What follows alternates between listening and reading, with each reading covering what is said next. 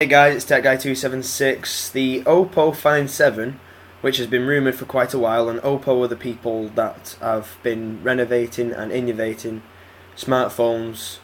They were the first ones to put 1080p and 720p displays into their phones, and then look what else carried on.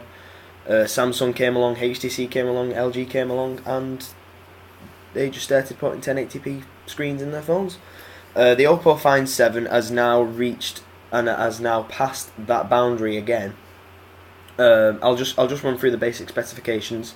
The operating system is 4.3 Jelly Bean Android, but with Oppo skin on it, which is Color OS. There's two different versions of the FIND7. There's the FIND7, which is the 2.5 GHz Qualcomm Snapdragon 801 quad-core processor, and the FIND7A, which is 2.3 GHz Qualcomm Snapdragon 800 processor.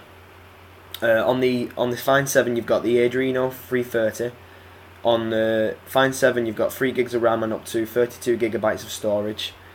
And then here comes, you've got 3000 mAh batteries, a 5.5 inch screen, a quad HD display, so 2560 times by 1440 pixels, which is about 538 pixels per inch, which is monumental for a phone that size. And even the iPhone, which was graced, like Steve Jobs came out on stage and said, there is a particular amount of pixels that we can't as humans to distinguish against.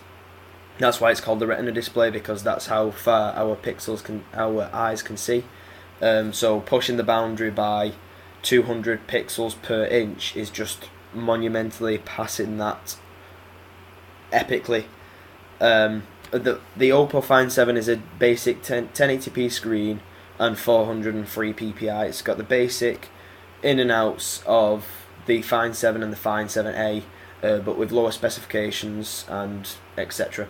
On the Oppo FIND7 and both of them, you've got a 3000 mAh battery, and I know I've said this before, but it's got a rampant charge, and it's basically what Oppo are trying to say is you can charge the phone up and you can get it to 75% within 30 minutes because you're using that USB 3.0 connection, and it's using a lot more consistencies within the battery technology to charge up that battery even quicker, which is the first battery to ever been seen on the smartphones at the moment. On the camera, it's got a 13 megapixel camera, 5 megapixel front facing sensor as well, and you've got an f 2.0 for both cameras as well.